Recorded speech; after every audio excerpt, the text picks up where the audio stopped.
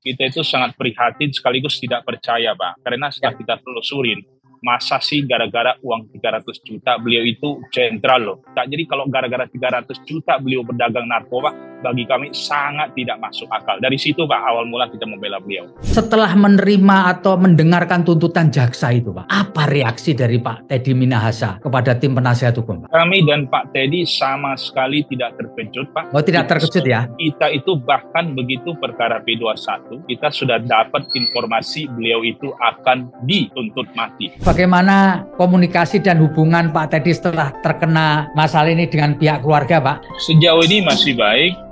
Anak-anak masih sering mengunjungi beliau ke tahanan. Masih baik, Pak. Oke. Tapi tentu kemarin yang mungkin Bapak ada lihat itu pemberitaan di media, ada perempuan yang berbaju putih menggunakan tas bermerek, ya, yang katanya istrinya Pak Teddy. Itu kita bingung, Pak, siapa itu sutradaranya. Itu hoax, Pak.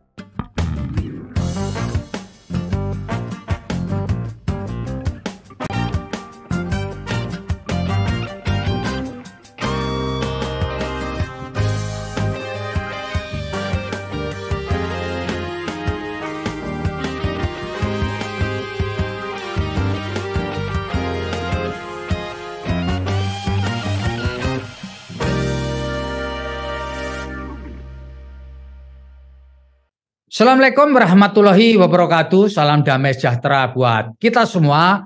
Om Swastiastu, Namo Buddhaya, dan salam kebajikan. Saya Febi Mahendra Putra, Direktur Pemberitaan Tribun Network.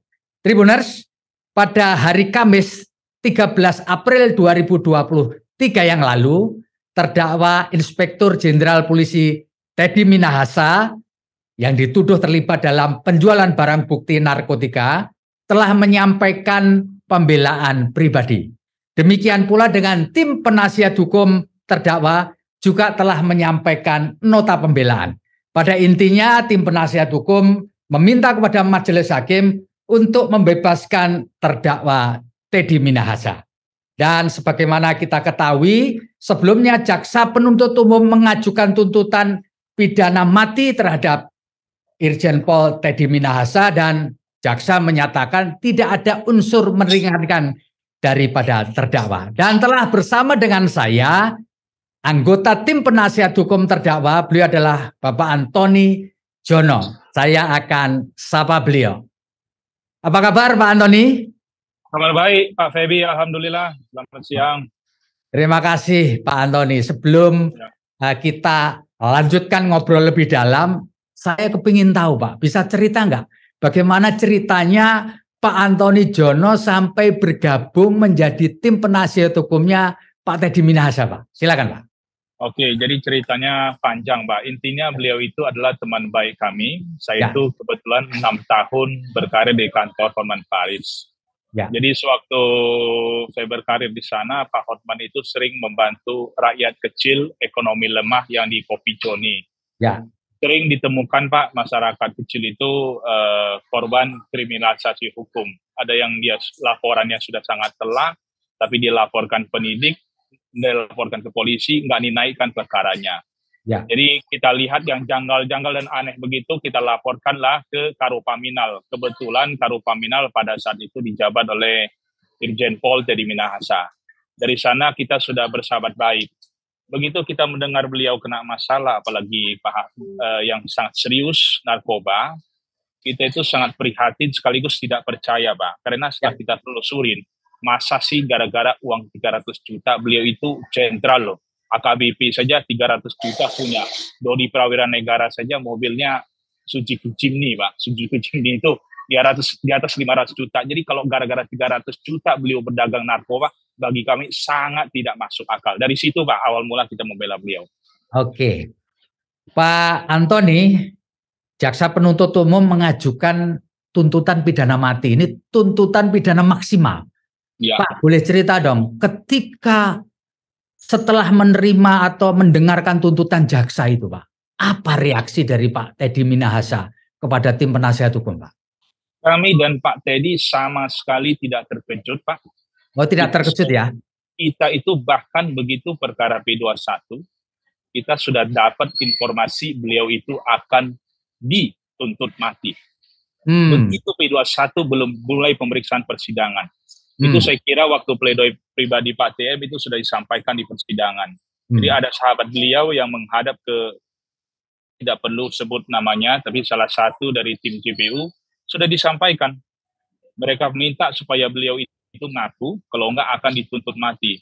Itu sungguh menyedihkan, Kak, bagaimana kalau pembuktian itu harus bergantung pada pengakuan terdakwa. Padahal alat bukti di KUHP itu sangat banyak, saksi, ahli, surat, dan segala macam. Kenapa harus bergantung pada pengakuan dari terdakwa? Tapi itu kita sudah tahu, jadi kita nggak terkejut sama sekali. Oke. Pak Antoni, apa nasihat yang disampaikan oleh tim penasihat hukum kepada Pak Teddy Minahasa ketika dia tahu bahwa nantinya akan dituntut hukuman mati itu? Kan tadi bisa disebutkan ketika P21 pun sebenarnya informasi itu sudah beredar dan diketahui oleh Pak Teddy. Gimana itu, Pak? Kami sampaikan kepada Pak Teddy Minahasa, katakan apa adanya. Jangan ada yang ditutup-tutupi. Kalau memang itu adalah untuk menjebak, katakan untuk menjebak. Beliau katakan, saya katakan apa adanya, Pak Antoni, saya akan buka semuanya. Dan selama ini kita berdiskusi ketika pemeriksaan perkara, kami lihat beliau itu jawabannya sangat konsisten. Biasanya kalau orang yang berbohong, hari ini ngomong A, nanti 2 minggu lagi kita tanya, dia tidak akan konsisten lagi jawabannya. Tapi beliau itu dari awal sampai sekarang konsisten, itu adalah penjebakan. Dan ketika saya tanya rinciannya itu, beliau jawabnya sangat detail. Sampai dengan tanggal-tanggalnya beliau ingat semua. Oke. Sangat percaya itu, Pak. Ya, Pak Antoni, bisa agak dibuka sedikit, Pak. Sebenarnya apa sih motivasi dari yang disebut oleh Pak Teddy sebagai orang yang menginginkan dia dihukum alias menjebak itu apa dan siapa itu, Pak? Silakan, Pak. Saya nggak akan sebut nama, Pak, ya. Ya, nggak apa-apa. Tapi saya akan kasih, ini bukan contoh lagi, ini sudah fakta. Jadi tanggal 14 Oktober 2022 itu sudah diumumkan oleh institusinya. Ada juga pejabat yang mengumumkan, tapi saya nggak sebutkan. Diumumkan beliau itu positif narkoba. Begitu kita terima berkas perkara, kita cek kapan sih beliau itu hasil labnya keluar. Kita begitu terkejut, Pak. Ternyata hasil lab beliau itu keluar 26 Oktober. Jadi yang diumumkan tanggal 14 itu apa? Terus itu baru hal pertama. Hal kedua, beliau itu ditetapkan sebagai tersangka itu 14 Oktober dini hari. Ya. Waktu itu, saat kita tahu secara hukum syarat untuk menetapkan tersangka itu minimal 2 alat bukti. Itu pun harus alat bukti yang kuat. Jadi ketika kita cek apa sih dasar penyidik menetapkan Pak TM, Pak Teddy Minahasa sebagai tersangka, ternyata hanya berdasarkan keterangan saksi dari Dodi dan Linda. Pertanyaan, apakah keterangan saksi saja sudah dihitung sebagai 2 alat bukti? Tentu jawabannya belum. Ternyata kita cek hasil dari pemeriksaan laboratorium forensik terhadap handphone Dodi dan Linda yang menjadi satu-satunya bukti yang untuk menjerat Pak Teddy, waktu itu belum keluar hasil lab 4-nya, Pak. Jadi ketika ditetapkan tersangka, baru setelah handphone belum keluar hasil lab 4-nya. Ya. Jadi hanya ada, saya ulangin sedikit ya, jadi hanya gara-gara alat bukti berupa saksi, yaitu Dodi dan Linda saja, Pak TM itu seorang jenderal bintang 2 ditetapkan sebagai tersangka. Waktu itu belum ada keluar hasil lab forensik terhadap handphone Dodi, Linda, apalagi Pak TM. Karena Pak TM sendiri kan baru ditempatkan di Pasus tanggal 3. Untuk lab 4 itu butuh waktu beberapa hari. Ya. Pak, tadi Bapak kan ngomong, ini siapa lalu yang berkepentingan untuk merekayasa atau menciptakan situasi ini, Pak? Oke.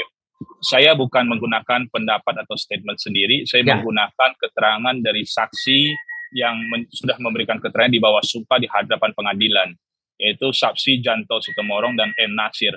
Mereka mengatakan ketika mereka diperiksa oleh penyidik, selalu oleh penyidik diarahkan kalau ini adalah barangnya Jenderal TM. Padahal Jenderal TM saja mereka tidak kenal, Pak.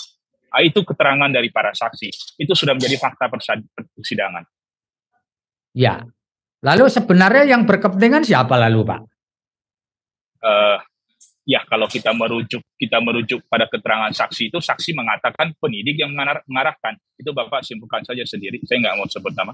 Ya, memang tidak, Pak. Tapi sebenarnya kalau boleh Bapak ungkapkan apa sebenarnya yang selama ini dilakukan oleh Pak Teddy Minahasa sehingga ada orang yang merasa terusik, Pak, dan lalu kemudian melakukan hal ini semua kepada Pak Teddy. Menurut tim penasihat hukum, apa sih dalam tanda petik kesalahan dari Pak Teddy Minahasa kepada tentu kepada tokoh yang punya wewenang tertentu gitu, Pak ya? Silakan, Pak.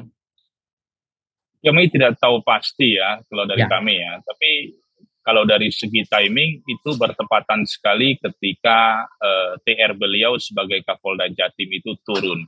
Ya. Jadi tanggal 10 beliau dapat TR sebagai Kapolda Jatim, tanggal 13 Oktober beliau harus mengalami patsus hanya dalam waktu 3 hari. Kita tidak tahu apakah itu ada kaitannya, tapi yang jelas sangat janggal. Itu adalah kasus pertama di Indonesia, seorang jenderal yang baru tunjuk sebagai Kapolda 3 hari kemudian harus mengalami patsus.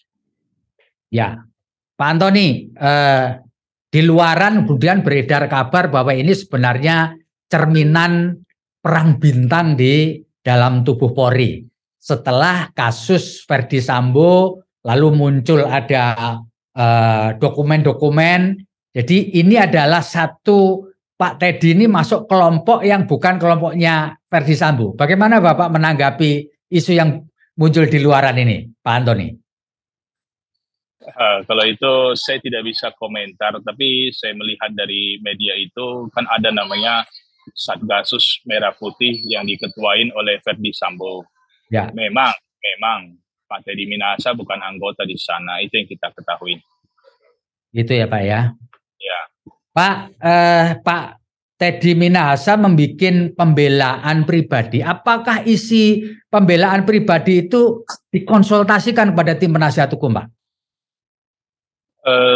Sebagian ada, tapi sebagian besar itu adalah buah pemikiran beliau sendiri, sesuai apa yang beliau rasakan selama proses penyidikan hingga persidangan perkara ini.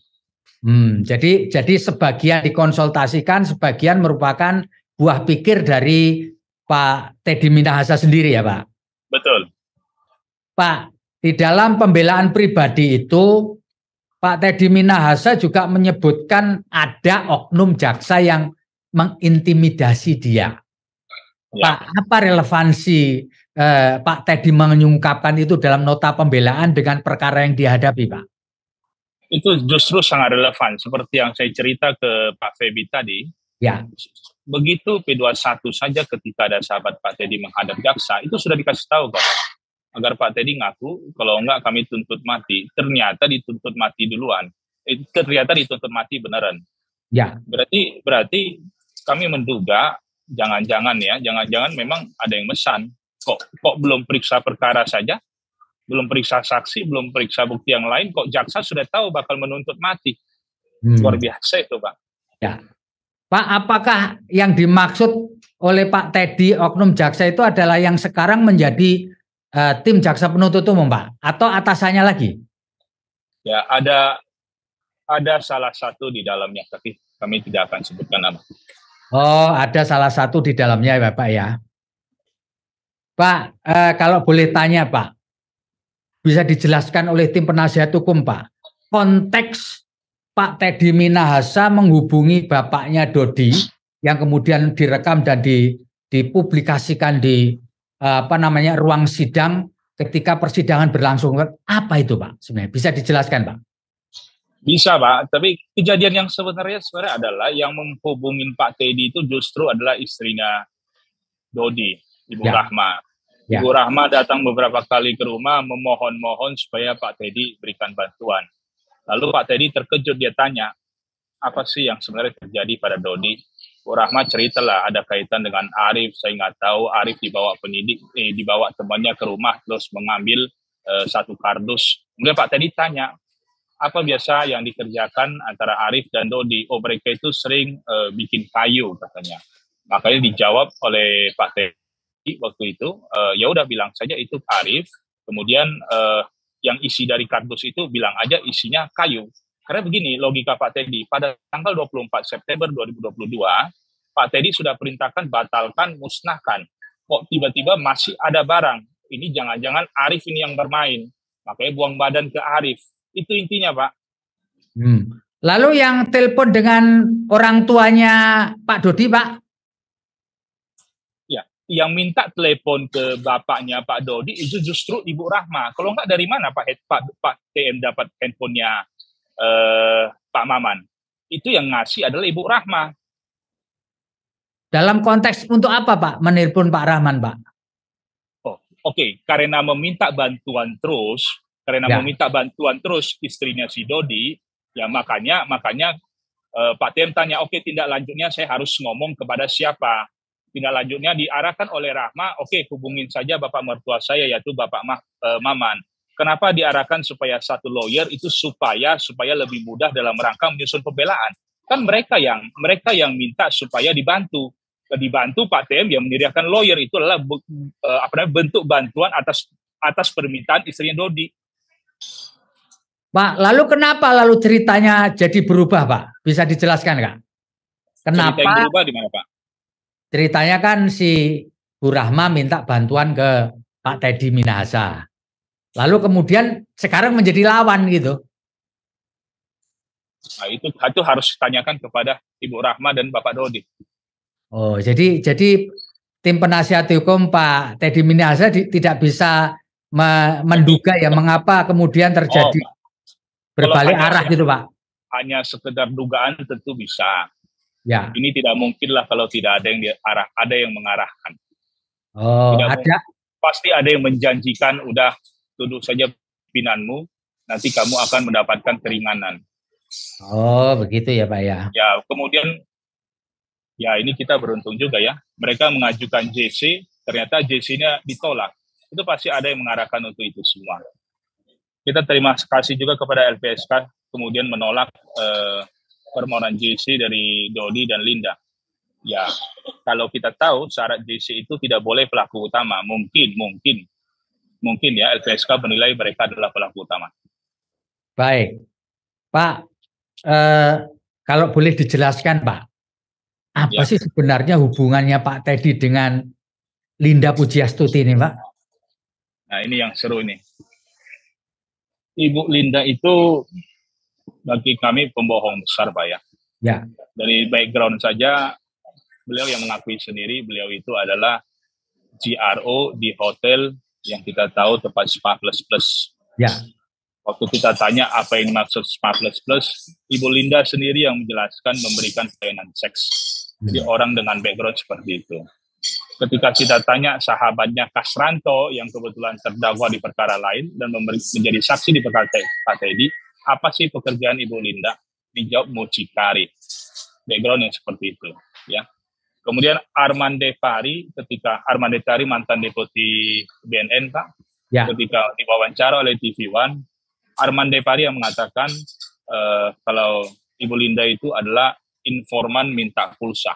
Informasinya com besar alias bohong. Bahkan Pak Arman sendiri yang ngomong nih, patut dites kejiwaannya. Jadi kita nggak percaya semua yang dia omongin. Oke, kita masuk apa yang dia omongin ya. Pertama, dia bilang dia yang menggagalkan. Oke, yang Laut Cina Selatan ini, Pak. Dia bilang dia yang menggagalkan misi Laut Cina Selatan karena dia khawatir Pak TM meminta bagian, meminta penyisihan maksudnya. Itu sangat masuk akal karena di kapal itu, Pak, selain Pak TM ada 2 jenderal lagi. Kemudian ada puluhan ABK.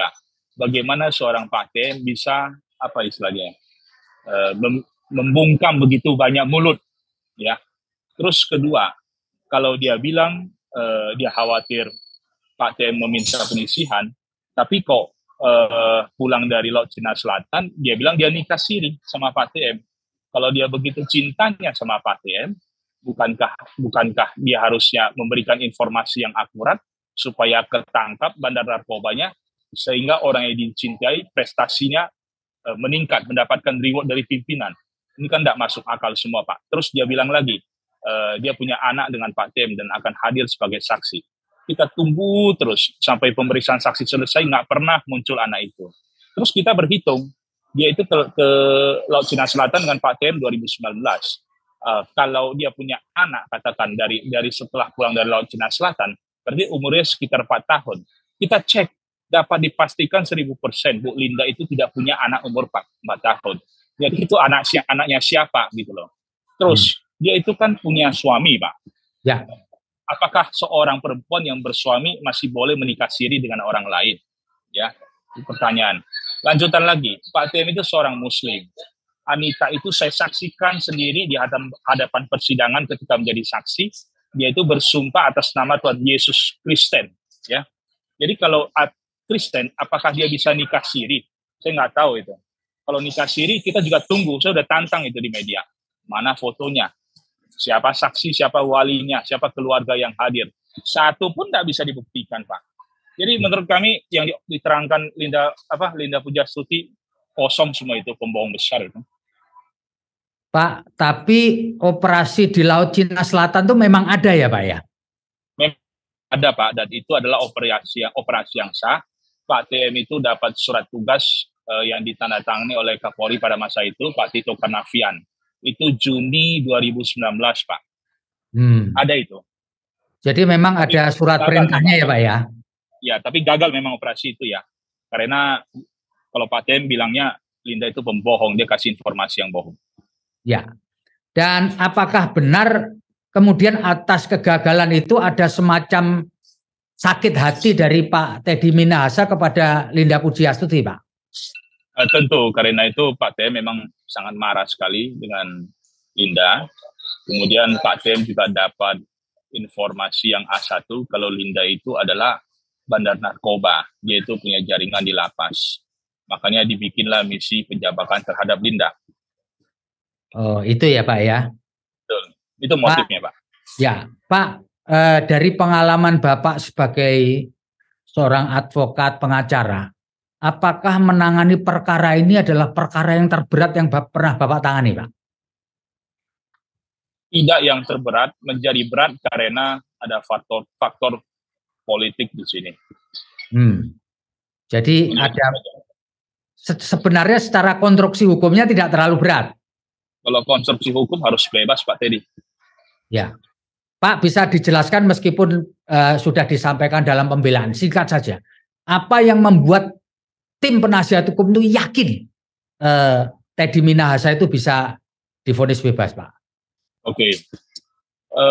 Ada kesalahan penerapan hukum pasal-pasal yang didakwakan kepada Teddy Minahasa. Yang pertama, yang didakwakan jaksa itu kan 112 ayat 2 dan 114 ayat 2 Undang-Undang Narkotika. Sedangkan di Undang-Undang Narkotika itu sendiri di pasal 140 itu ada aturan khusus terkait penyidik. Pak Teddy itu adalah Kapolda, itu sekaligus sebagai penyidik di perkara tersebut.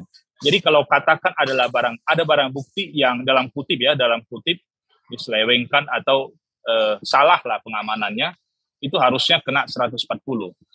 Kita tanya kepada ahli pidana, kalau perbuatan yang dilakukan itu lebih mengarah ke 140 tapi dakwaan itu 114 dan 112, apa akibat hukumnya? Kata ahli pidana ini 3 loh ya, termasuk ahli pidana dihadirkan oleh jaksa sendiri, Ibu Dr. Eva ya. Terus yang kita hadirkan Jamin Ginting dan Profesor Elwi Daniel, semua kompak mengatakan maka surat dakwaan harus batal demi hukum. Itu alasan pertama. Alasan kedua, itu kan jaksa mendakwa dengan pasal 55 ayat 1 ke 1. Terus kita tanya kepada ahli pidana, kalau untuk intellectual dader, pelaku intelektual, pasal apa yang cocok didakwakan? Ada 2 katanya. 55 ayat 1 ke 1 yaitu Dunplegen ya. Dunplegen itu menyuruh melakukan mens rea itu hanya pada 1 orang sebagai pesuruh ya. Kalau yang disuruh itu tidak ada mens rea-nya ya. Oke. Kemudian 55 ayat 1 kedua ya itu adalah singkatnya adalah menganjurkan. Menganjurkan itu adalah orang yang menganjurkan dan dianjurkan itu dua-dua harus ada mens rea-nya, harus ada niatnya. Contoh, saya suruh si B membunuh, kemudian saya janjikan si B kalau you berhasil bunuh maka saya akan kasih reward A, B, C, D gitu loh. Nah itu dua-dua ada niat. Nah kalau dari perkara ini ya, kalau ternyata terlihat adalah sama-sama mempunyai niat ya, tapi jaksa mendakwa dengan 55 ayat 1 ke 1 yaitu hanya 1 orang yang punya niat, maka apa akibat hukum terhadap surat dakwaan? Itu dijawab oleh ahli hukum pidana. itu adalah dakwaannya harus dinyatakan batal demi hukum dan terdakwa harus dibebaskan. Itu baru dari segi penerapan pasal. Terus yang paling fatal itu adalah terkait ini, Pak.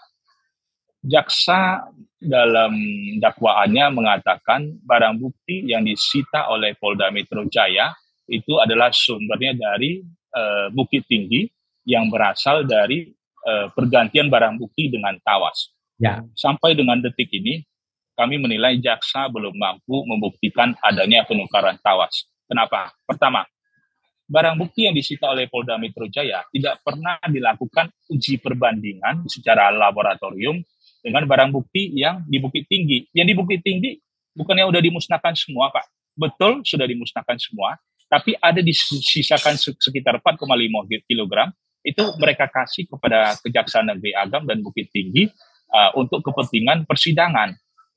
Penyidik yang Polda Metro Jaya, kami dapat informasi sudah ke sana dan sudah minta sampel dari kejaksaan atau pengadilan. Saya nggak tahu apakah mereka sudah cek atau sudah lakukan lab, tapi patut diduga mereka sudah lakukan lab dan hasilnya berbeda, makanya tidak jadikan bukti di berkas perkara.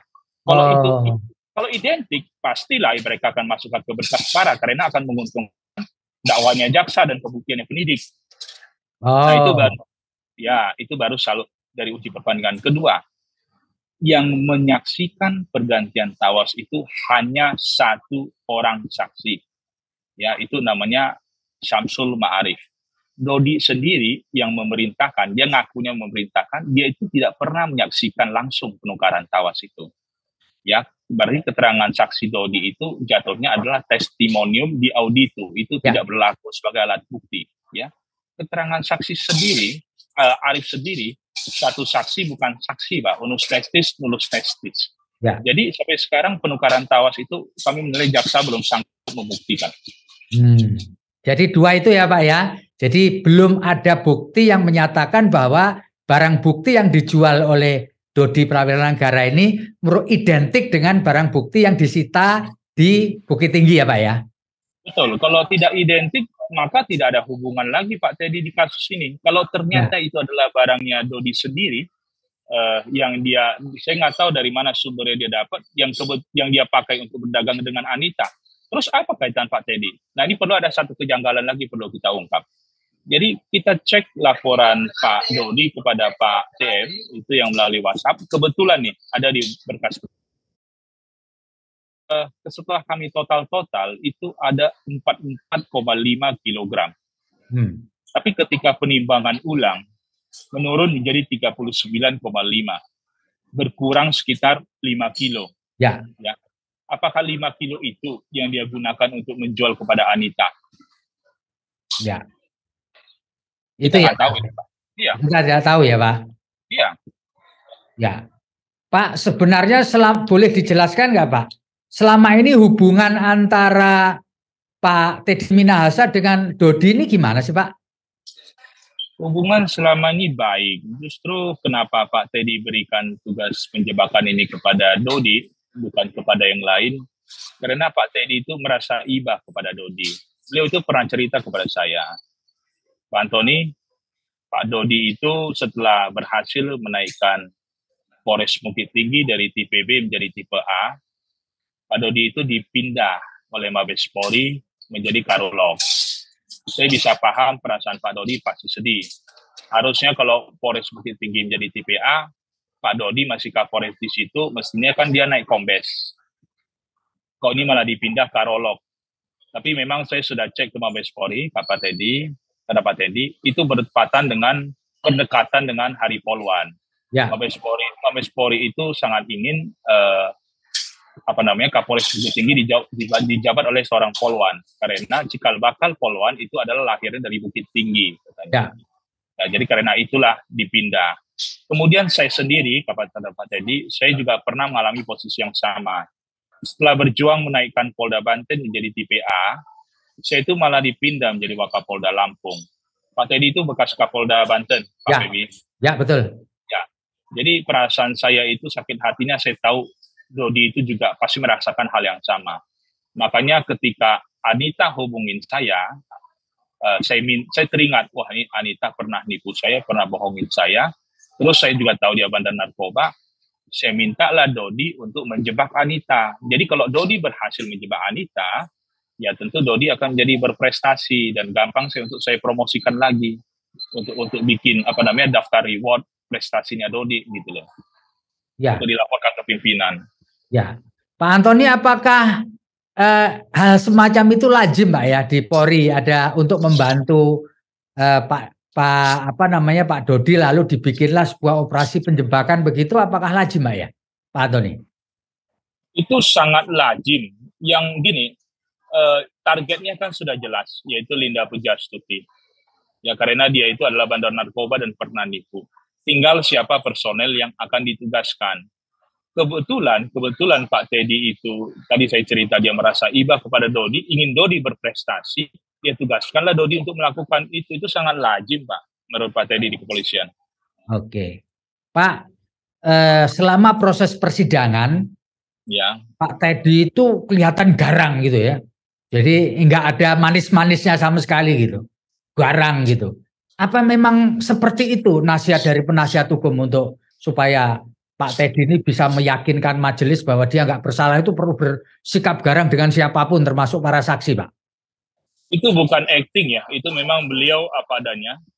Beliau sampaikan ke kami, saya itu sangat marah. Kenapa saya harus dijatuhkan seperti ini? Kalau memang hanya karir saya, sudahlah. Ini kan sampai ke saya pribadi yang tentu akan berefek pada keluarga saya. Kenapa saya harus dijatuhkan seperti ini, katanya. Beliau sangat marah. Dengan bukti-bukti yang nggak jelas loh, Pak, beliau dijatuhkan. Oh, jadi sikap garang itu merupakan wujud dari kemarahan beliau terkait dengan mengapa diperlakukan seperti itu, gitu ya, Pak? Kemarahan beliau sekaligus beliau itu kan tidak pernah mengalami harus disidang seperti ini. Jadi saya kira sangat manusiawi lah. Ya. Nah, bisa dijelaskan nggak, Pak? Apa dampak yang dialami oleh Pak Teddy Minahasa ketika operasi di Laut Cina Selatan itu gagal, Pak? Apa berdampak pada Pak Teddy Minahasa, Pak? Saya dengar beliau itu, ya tentu kalau waktu ya pasti habis ya, karena itu kan berbulan-bulan beliau nggak bisa lakukan apa-apa lagi. Saya dengar beliau secara material itu juga menghabiskan uang yang banyak. Beliau itu pinjam dengan temannya, sahabat dia. Ada orang Malang, sudah almarhum, saya tidak sebutkan lagi namanya, tapi kebetulan kita juga kenal. Jadi tentu selain waktu, tenaga, beliau secara material juga menjadi habis. Pak, itu biaya itu kan operasi dinas, Pak. Apakah lazim itu operasi dinas lalu menggunakan juga sampai harus berhutang, artinya duit pribadi terikut gitu, gimana itu, Pak? Ya, kalau cerita lazim itu sangat lazim karena dari dinas itu tentu biayanya tidak begitu besar. Tentu di lapangan itu karena mereka di laut ya, dan ABK yang begitu banyak akan kekurangan lah dari segi materi. Makanya beliau itu maksudnya gitu loh, kalau nanti berhasil ini, beliau itu kan mendapatkan reward, mendapatkan prestasi. Beliau waktu itu masih menjabat sebagai Sahli Jemen, Pak. Ya. Staf ahli manajemen ya Kapolri. Jadi beliau itu berharap kalau dapat prestasi ya bisalah dapat promosi tempat yang lebih bagus. Beliau itu beda dengan yang lain. Kalau yang lain kan beliau cerita ada yang menggunakan ya memberikan sesuatu. Beliau itu tidak. Beliau itu menunjukkan prestasi.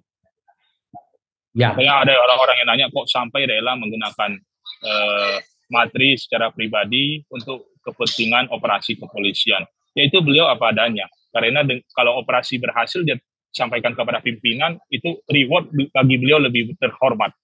Oke. Pak, seringkali orang bertanya kalau toh berhasil untuk nyaur atau mengembalikan utangnya itu kalau nggak salah sampai 21 miliar itu gimana, Pak, itu, Pak?